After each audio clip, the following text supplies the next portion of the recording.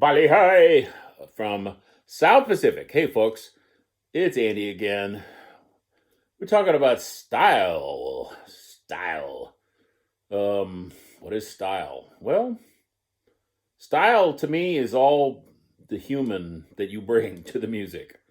Everything has a specific style to it, right? Whether it's Mozart or Beethoven or James Brown, Thad Jones, Mel Lewis. It's got a style to it, right? Well, I think these old Rodgers and Hammerstein musicals are an interesting thing to talk about because the most obvious, like it's really like in your face. The stylization of these older shows is much more obvious, i.e., the vibrato. It's a huge component of playing any older Broadway show. If you're going to play, Broadway shows anywhere, Broadway style shows in any town, eventually, somewhere along the way, you're going to play South Pacific. It's just still one of the most popular things ever done. And, I've had the fortunate experience of playing these shows for many years out at Muni Theater in St. Louis here with the big orchestra, with the original orchestration. These original shows they all have three trumpets, at least two or three bones, tuba, 2, 3 French horns sometimes. It's a big, sometimes 9, 10 piece just brass alone. And once you've had that experience of playing those, you really, you get, oh, wow, that's a big deal with those. There's this huge, lush sound, right? And as lead trumpet, as I've talked about in the other video, you're sort of the field general. You're what people are supposed to kind of, lend their ear back to, not just phrasing, cutoffs, things like that, but the style aspect. And again, it really kind of jumps out at you in the older shows. King and I, Sound of Music. South Pacific's one I always have kind of a soft spot for. Because there are these beautiful melodies. And we'll talk about some nuts and bolts stuff on vibrato in just a second. Because vibrato is a big subject. There's a lot of different types and kinds of vibrato. But South Pacific has this older, lush style, if you will. And you have to kind of think orchestrally a little bit more than, like a big band show. Okay. But Some Enchanted Evenings, probably the big hit from that show, right? I think it's the entr'acte for the second act. Starts with this.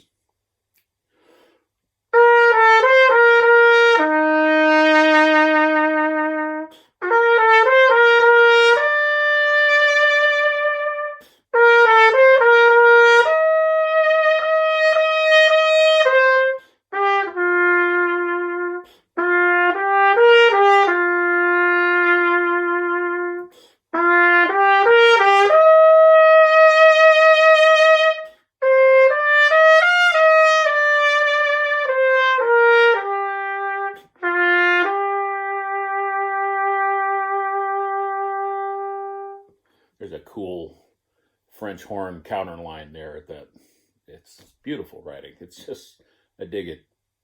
Okay, you want to call it whatever you want. Corny, okay, whatever. Guilty as charged.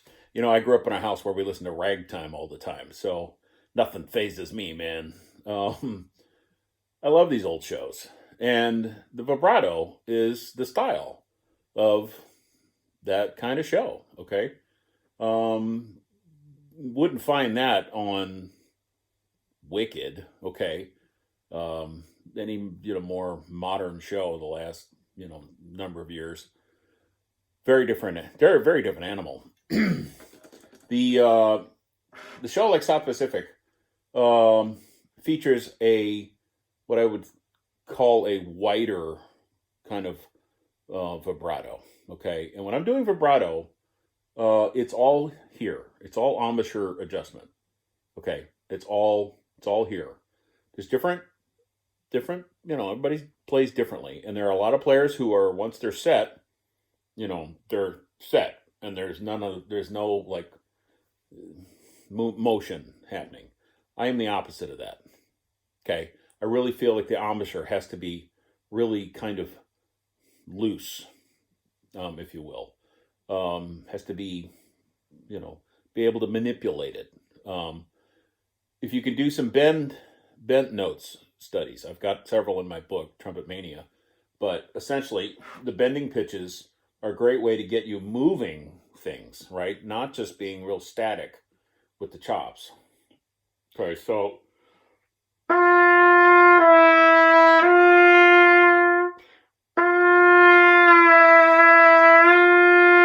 right?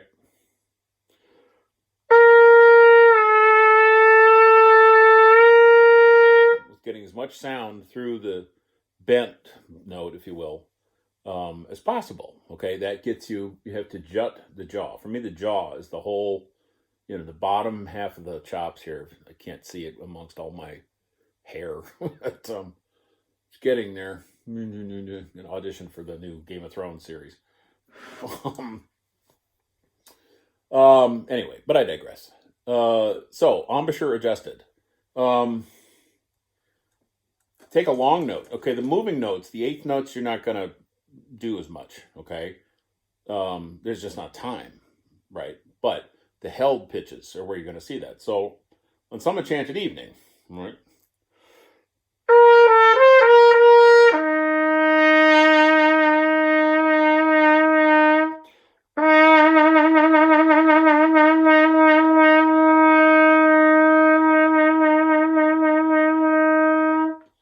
Okay, faster, slower, longer, shorter, whatever terms you want to use. If it's faster, it gets more of that what somebody would call nanny goat, right?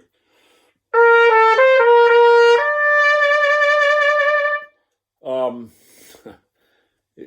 that's more what you would hear on the original soundtracks. Go back and listen to them. They're all on Spotify. I've looked. As are the revivals. A lot of these shows, they come back every, whatever. You missed the last version of South Pacific, well, just wait 5 minutes. Somebody else is going to reboot it. The older soundtracks, though, you will hear a shocking amount of vibrato. Okay. The big king of the Broadway players for many years, a guy named Dick Perry. And man, he had this heavy-handed vibrato. But that is the style. And the thing is, though, you have to remember, it's not just you by your lonesome. It's you sort of riding. You're sort of like the whipped cream cherry on top, right? Riding on top of everything. With the rest of the ensemble, it's just like a shimmer. If everybody's doing it and everybody's on the same page, it's just, again, it's like a hum or a shimmer. It's quite something, really, when you hear that. So you might hear me sitting here doing it. It may sound like a ridiculous amount of vibrato. Frankly, that's what translates out into the house, has to get out there. Even with a mic, you still have to get that stylistic component to speak. So I think you could take a tune. You can take any tune. It doesn't have to be a show tune. It could be, ballads are good to practice this kind of thing. But work on, thinking about like the bending, like when you bend pitches, right? That kind of moving the embouchure, that jaw is a hinge. Okay, so let's take, I'm going to take Stella by Starlight. Good ballad.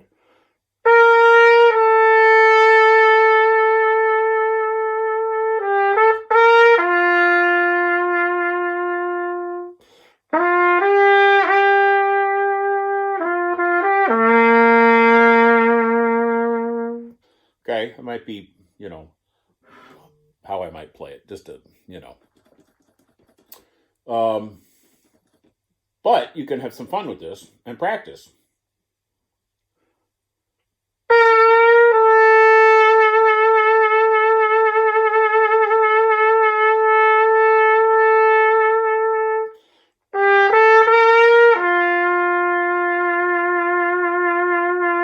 Think of it like, you can think of it. I don't want to necessarily line it up like on the beat, like 16th notes, triplets, whatever. But thinking about like a fast waveform versus like a slower, longer kind of waveform, if you will. For say a jazz ballad, about Almost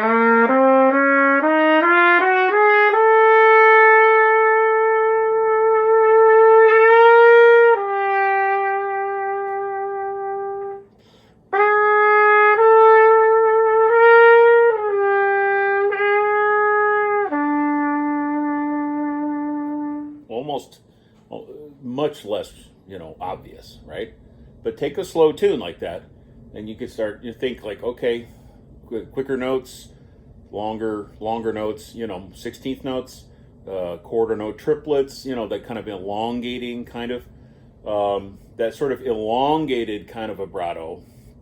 I think is great for those old Broadway shows. Let's see. Till There Was You. That's a big one from Music Man. That's on. They rebooted that one. That's on Broadway again. But big ballad.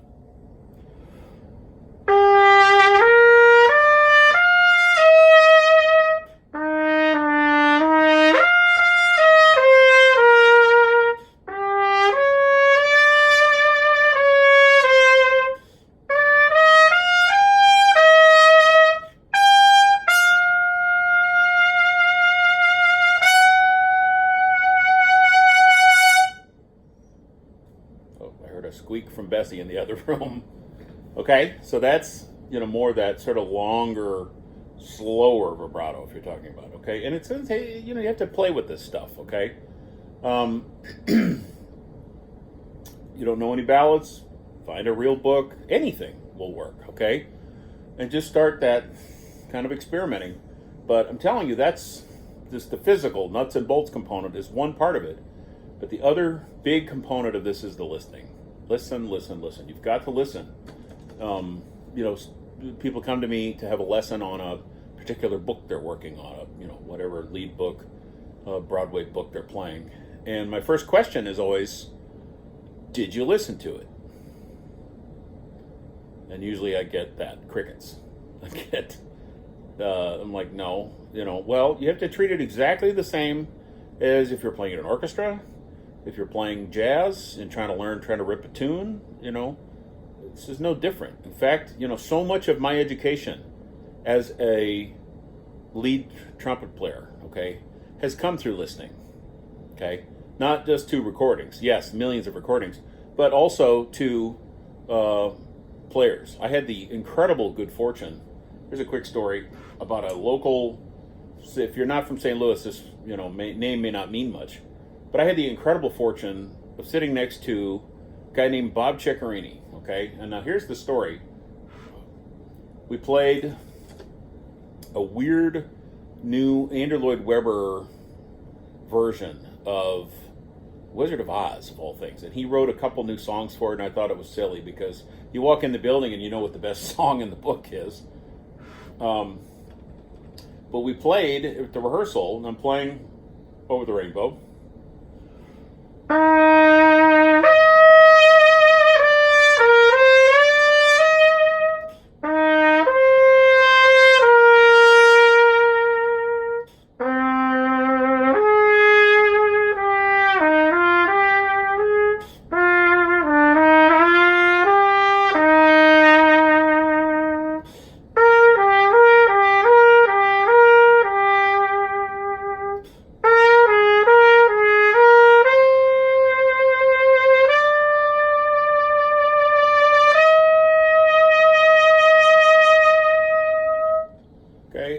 Conductor stopped rehearsal and he said, they can't teach that kind of vibrato. He dug it. I mean, it was cool. And I just had two words for him, which he didn't quite get, but I just said, Bob Ceccarini. I sat next to that man for 25-ish years, and he had that style down, He sadly doesn't play trumpet anymore. He's retired, but I love that guy, and I dearly love his playing so much because he had that just big sound and that big vibrato. His stylizing was just second to none, and I had that right. Bob played second to me for 25 years. I'm not kidding. I feel like I learned trumpet from Chris Jaudas, but I learned everything else sitting next to Bob. Then I got planted next to Bob for 25 years, and boy, it all just like, the slow version of the, downloading the information. Well, just by osmosis over the years, absorbed, hearing that kind of, and hearing it live, sitting right, somebody here singing, I can speak. I get really passionate about vibrato. Hearing somebody live do it right next to you is really, really something. It's really a huge education. Let me tell you another quick story about this subject of vibrato as it relates to stylistic music style. Okay, I was playing an audition once for an orchestra, and at the time I was taking every audition I could get my hands on, and didn't really think I had a shot at this one particular job, but it was for a replacement. It was a 1-year replacement gig, and I was there, with all these other trumpet players. And one of the excerpts was the opening of Carmen, the opera. And there's a weird solo. It's a very low register solo. Now don't laugh, okay? I'm going to try to play a little of it, okay? And I'll play it a little bit kind of how I was playing it, okay? Going into the audition in my preparations, how I kind of played it. Definitely out. You're out.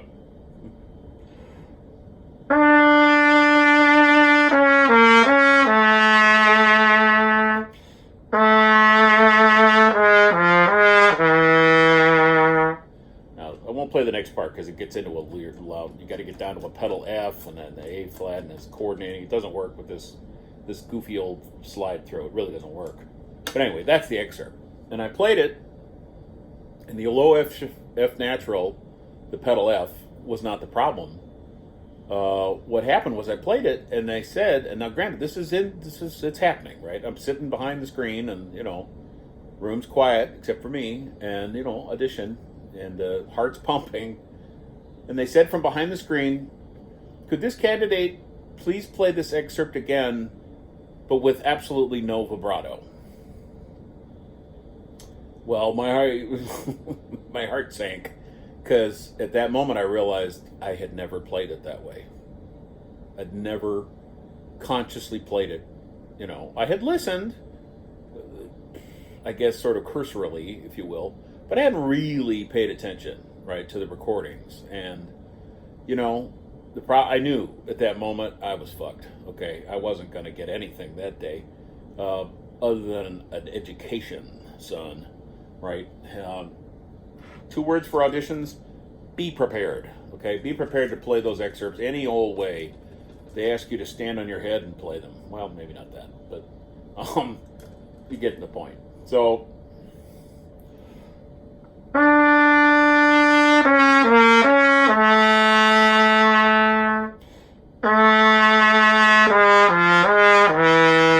okay, sorry. Not an orchestral player, don't pretend to be. But I do play one on TV. No, I don't. That would be a weird TV show about an orchestra. Could be cool about an orchestral player. I guess they did a series on that, didn't they? Some Mozart in the Jungle. I thought it was awful. Anyway, I distract myself. I get off on many different tangents on these videos. But I wanted to really address this. This is a big one, okay? Playing with vibrato. Listen to the original soundtracks, okay? And you'll hear, like, Dick Perry and those old guys playing a shocking amount of vibrato. And try to recreate it, even though you might feel like, oh, this is stupid and goofy. But that, that's where it comes from. My own thinking when I play these shows at munis, I try to split the difference between the true old school, almost nanny goat style, and a more modern sensibility, if you whatever that means exactly. In other words, less thinking, kind of more orchestrally. In the orchestral world, there's not so much use of vibrato. Maybe a lyrical, type. But certainly, a lot of the playing you do, especially unison. I mean, unison, you don't want anybody using vibrato on a unison, right? You have to think a little more orchestrally, if you will, with the Rodgers and Hammerstein shows. King and I, South Pacific. Have fun though. Try to play along with some of those old recordings. Um, let's see. Let's do. How about switch mouthpieces for a minute. Um, Hear how somebody played. I think it might have been Dick Perry on MAME. Okay.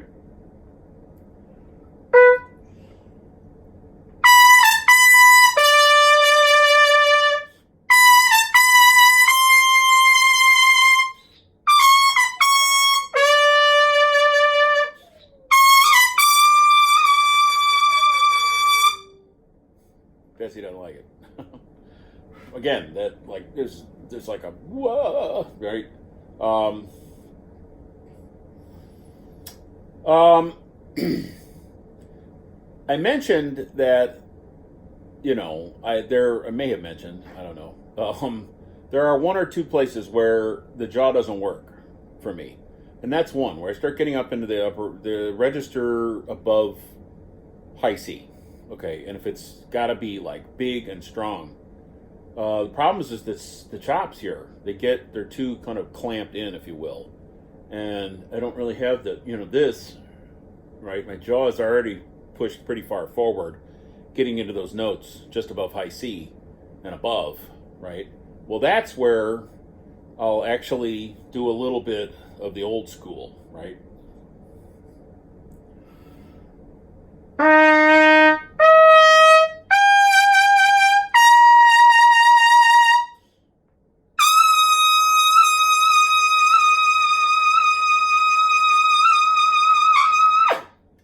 Sorry, it's a little sloppy, but that's playing up the notes above high C is where you have to do a little bit of that, okay?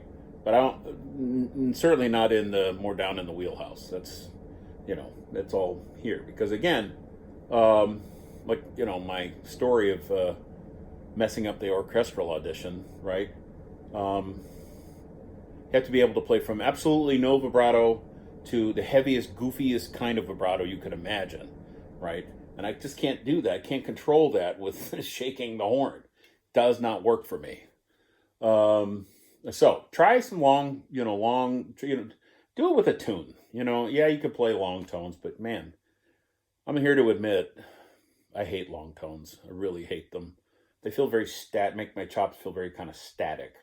Like I said, I really like kind of motion with the embouchure, things moving around, being able to be much more supple than just, I don't want to be overly tight here. That's why I don't really do much mouthpiece buzzing anymore. I like that kind of like the feeling the note bending gives you, that kind of motion with the embouchure. The listening aspect, though, I can't tell you how important that is. In the case of, what's another one? Guys and Dolls. That's an old one. It goes back to the 40s.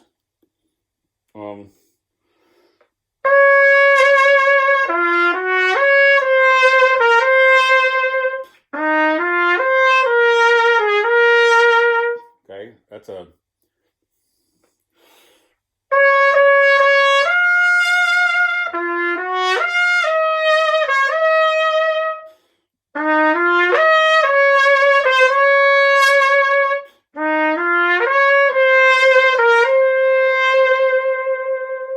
right.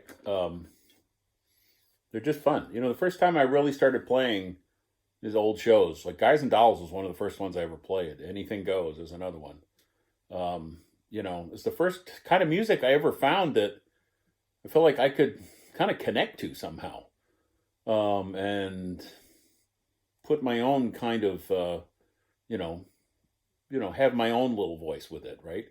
By listening, by absorbing from older players around me the style of how to do this correctly. So all I'm trying to convey to you here today is you have to practice vibrato like any other technique. It should be like a switch. It goes up and down. It goes to 11. The vibrato goes to 11.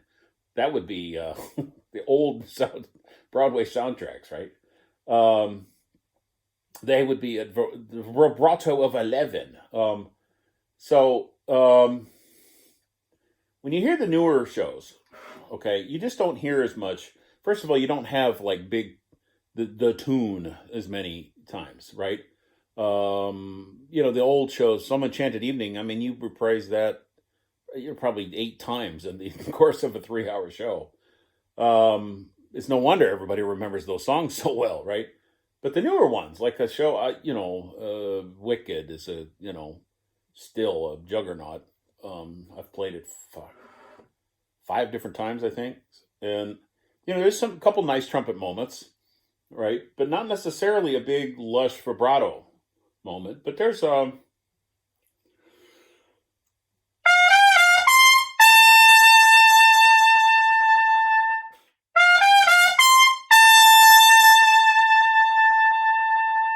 kind of a more like a gentle vibrato on the end of that, but certainly not called for playing like Mame or whatever, South Pacific King and I.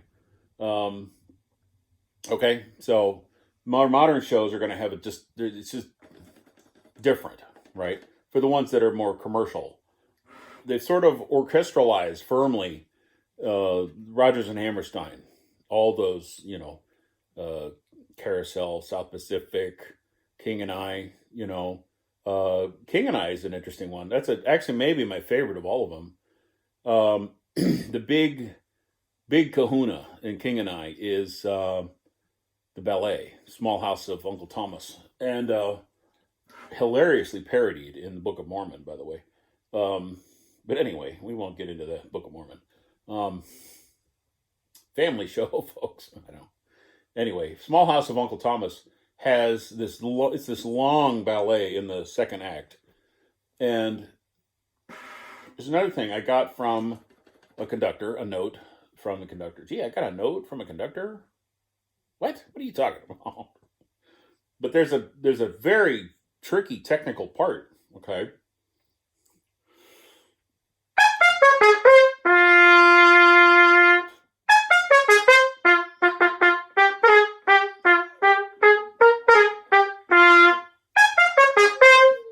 And then it goes up a half step. Anyway, I, was playing that, and conductor gave me a note at intermission, and after the show, I mean, and he said it just sounds too lead trumpety, which is my tendency, right? Because playing lead, and every fiber of me wants to just, lead the troops up the trail, like come on guys, I got you, right? And it winds up being a little too hard hitting sometimes, So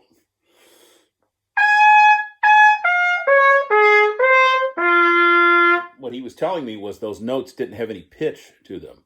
It was all that, right? Right? There's no tone. So, okay. That's to me, that's from playing a lot of lead trumpet, right? Is you get that. I mean, vibrato is one thing. Whole huge part of stylistic playing. Articulations is something that's maybe a whole nother video unto itself. But it does relate back to this whole thing of sort of playing a little bit more like an orchestral mindset, if you will, on an older show. Okay. That's definitely how they've, changed. When we played them out at Muni years ago, if you'd see quarter notes with accents on them, that was shortish, right?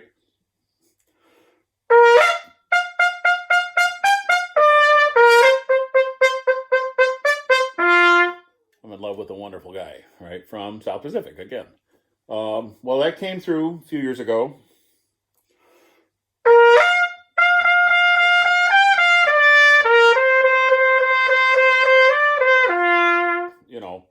All legatoized, and it's fine. Like orchestral auditions, though, be prepared. Be ready to play it any old way. I mean, I have my interpretation of the thing when I come in to a show, and if it's wrong, I take direction very well.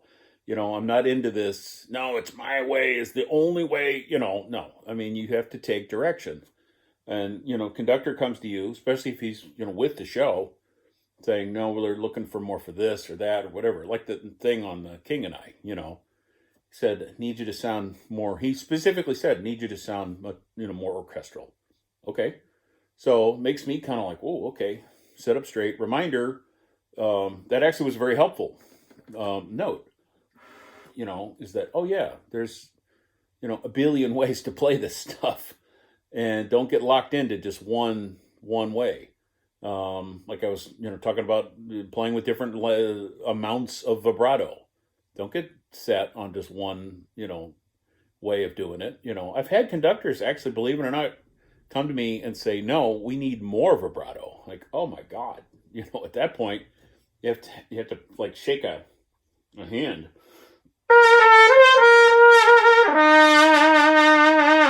Right? It's like, when I was in college, I got in on the tail end of what was called the territory bands or the Mickey bands.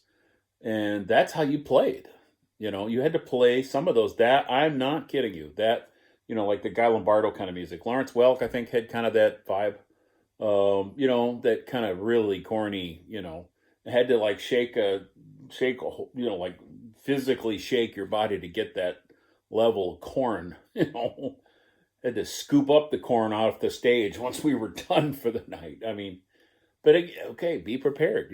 You should, teach yourself how to play all these different levels of vibrato, different levels of articulation. I practice scales. Speaking of the articulation thing, if you're playing lead trumpet, having really strong articulations helps your ensemble, stay together, right? Having a stronger front to the note, it helps the time line up, right? However, you have to not get so locked in on that. You play like that all the time. But if it's a big band thing,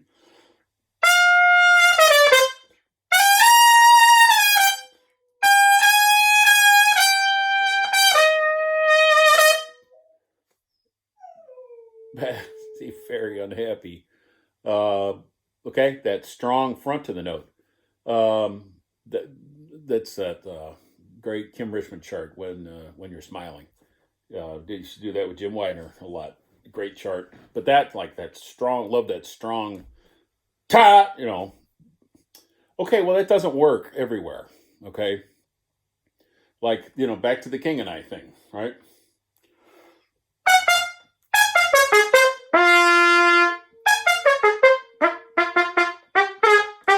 No, ooh, yeah. See, Bessie says wrong articulation, Andy. Wrong. That's not right. So, one thing I like to do in my practice time is practice scales with different single tongue. Okay, there's a lot of them. Anywhere from like almost like I call like a legato tongue, even though legato is just a length, right? But that kind of like connected, right?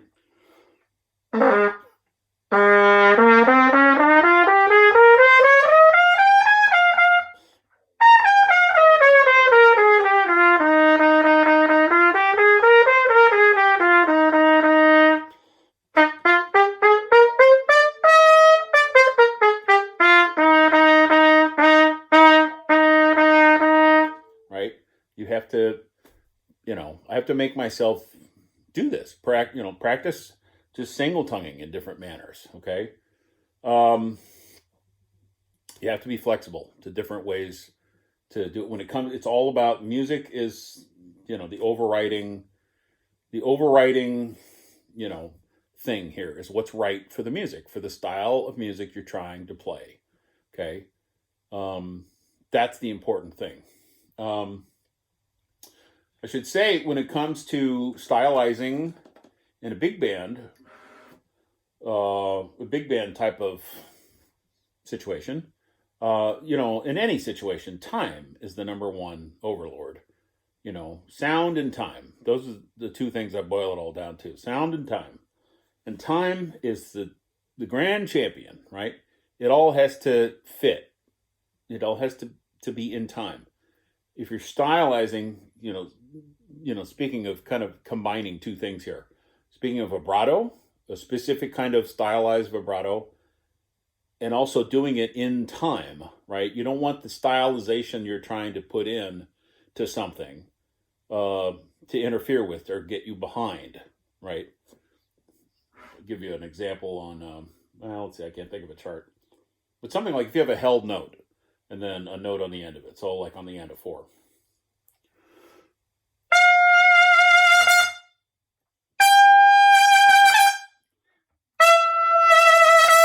Right? You don't want to get like the vibrato interfering with the end of 4, right?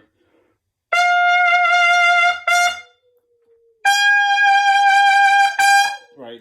You don't want to get behind. Wow, Bessie's not happy. Anyway, so that's a big one. Specific kinds of big band music. There's different, just in the big band genre alone, there's different, orchestral players deal with different styles within orchestral music. Well, big band music, it's still around. It's still out there. There's a very different way of stylizing something like a Basie chart versus, Glenn Miller. Okay. Let's just real quick. My mute, I left out of my mute video. My easy bucket mute. Brown leather mute. Beautiful mute. And here's why it's easy. It clips right on. Okay, so let's pull out just a little bit. Here's a cool use of vibrato. And also, we have to be really cognizant of time. Really on a Little Darlin'. Any kind of slow tune, right?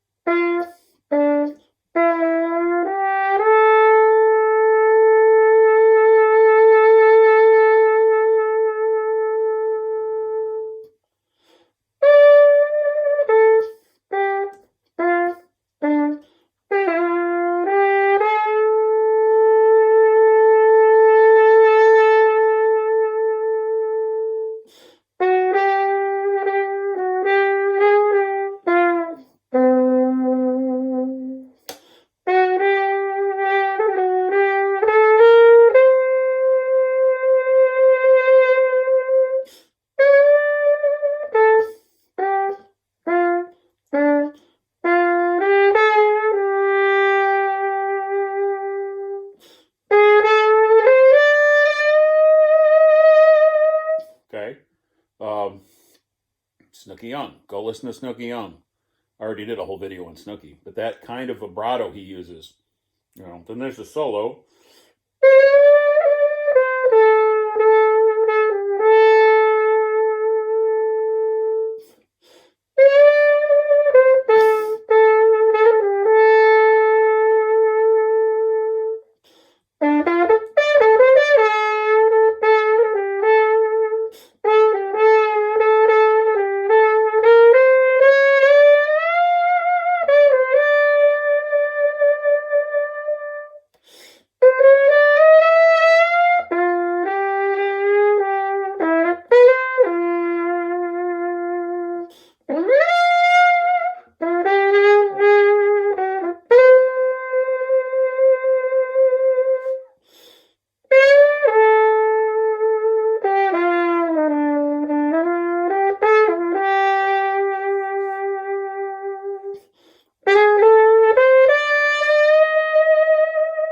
Okay, it's a misnomer to say Basie music is laid back.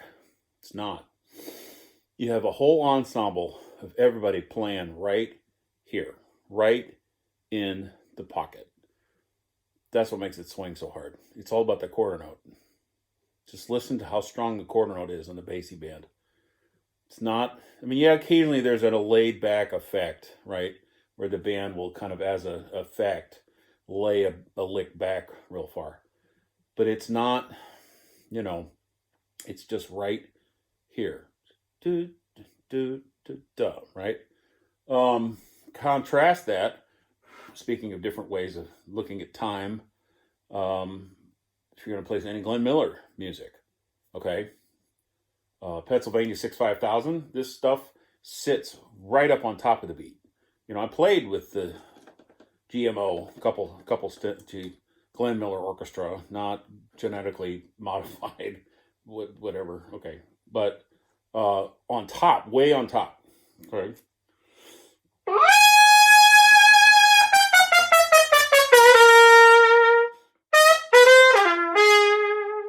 Or the big one, In the Mood.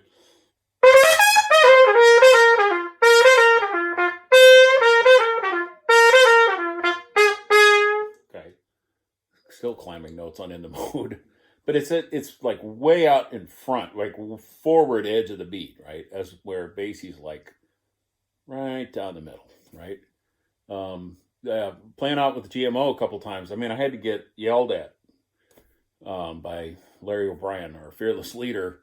Learned a lot from Larry, but he was all about do not lay back, man.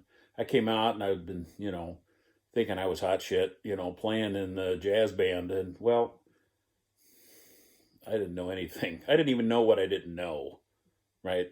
You got to play that style of music right up on top of the beat. Frankly, Broadway pit swing is kind of like that. It's kind of like forward edge, kind of swing. So listen. You have to listen. That's the key thing. You have to listen, and you have to experiment with these different levels of articulation, different levels of vibrato, and as before I close, I'll play a little more Over the Rainbow. But just philosophically speaking, okay, this is an important point, is I think of this and what we do as a little bit of acting, okay? A little bit. We're sort of a little bit what we do, right? Look at the music, Again, going back to the old Broadway stuff, sometimes it says grandly or joyous. And, okay, so say you've had a bad day. Friday night, car won't start, it's raining. Grocery store was out of quinoa, whatever, whatever's pissed you off on Friday. Well, then you get there and you sit down in the damn chair and then you have to play grandly. Are you kidding me? Well, that's where a little bit of acting comes in, okay? As far as being able to, you have to be able to emote what this music is asking of you, okay? The Funny Girl has, people in it.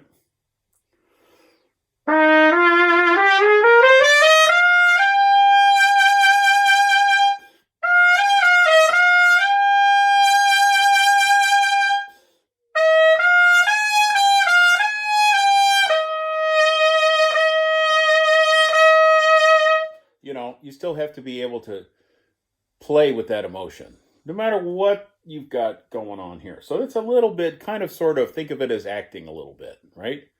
I'm certainly not an actor, but I do play one on TV. No, no. I've been around shows for decades now, and I have a little bit of sense of. Oh, sorry, Sonny, burping. Anyway, been around actors, seen it firsthand. You have to have a little bit of that sense about it. Okay, so I'll close out. Let's say a little bit more of Over the Rainbow.